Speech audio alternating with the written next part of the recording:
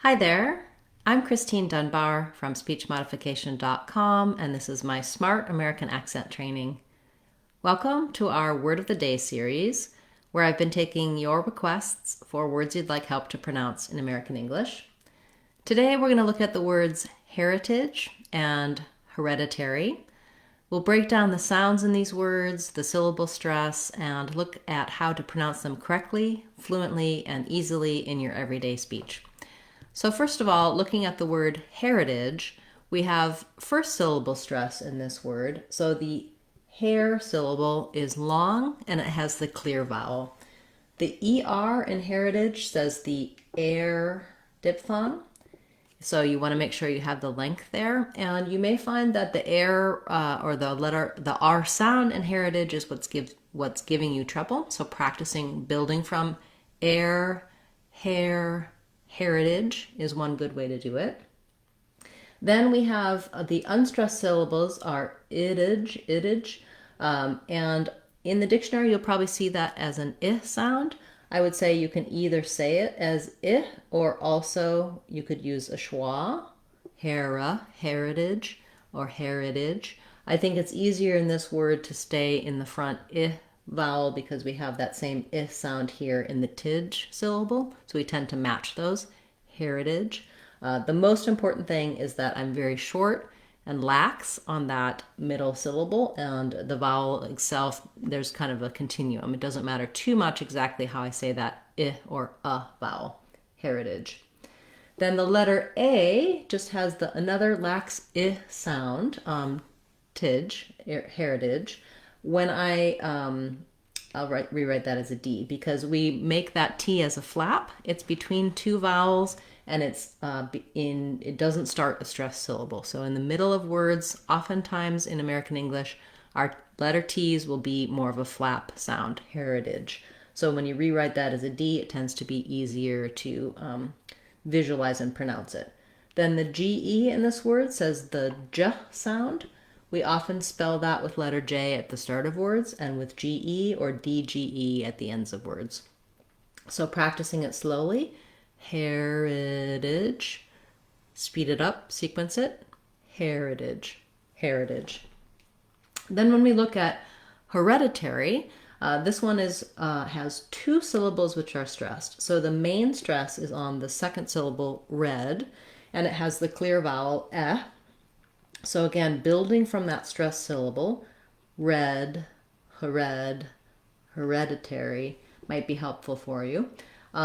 It's a little deceiving because you can see that it looks like the word here at the start, and so we want to make sure that we recognize that this E is actually a schwa sound, so it should sound like ha rather than he or he. So thinking about again, building from red, one way to get that correct rhythm and sound for the red is if you said red, a red, red.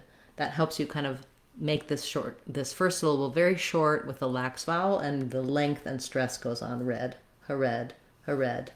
Then again here we have an I that says an I sound, or you could also say it as an sound, so hereditary or hereditary, doesn't matter too much.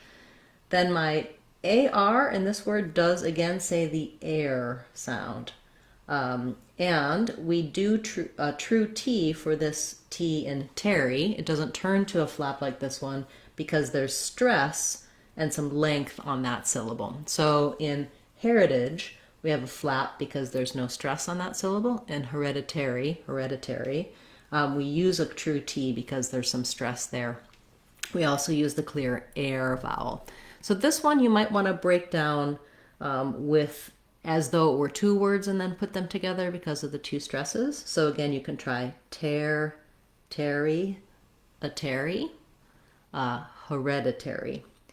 Lastly, our Y says a tense E. So watch out that at the end of the word, you do need that tense E sound like in eat, but you're not holding it very long. So sometimes people have a tendency to get a little lax on that. They would say something more like hereditary or hereditara. You want to make sure that you still have a tense E vowel without, but it's still rather short because it's unstressed. So saying it slowly, hereditary, speeding up, hereditary, and finally at a natural pace, hereditary. When I can say heritage and hereditary by themselves correctly with these sounds and this syllable stress, I do want to try practicing in some short phrases, because what you might find is that you can get the pronunciation by itself, and then when you go to use it when you're speaking with people, that it doesn't come out necessarily the new way. So it does help to build some scaffolding between just pronouncing a word and using it all the time. So let's try some. They were talking about their heritage. I don't know very much about my heritage. Her heritage is very important to her. Hereditary. We have some hereditary traits that we pass on in our families. I think that problem is not hereditary. We're going to watch out for diseases that you may be susceptible to for hereditary reasons. Okay, if you'd like to know more about the definitions of these words and how to use them and the vocabulary, I recommend checking out our free Word of the Day course on speechmodification.com. It has these videos for pronunciation of the words and then also definitions, so you can look at the meaning of all of the words in our Word of the Day course, in our Word of the Day series. That's a free course, no charge for that, on speechmodification.com, so go check that out if you haven't already. I'll be back again tomorrow with another Word of the Day class, as well as on Friday we'll have our live question and answer class.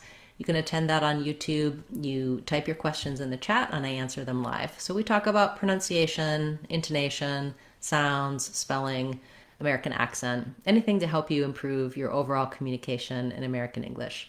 I hope you'll join me there.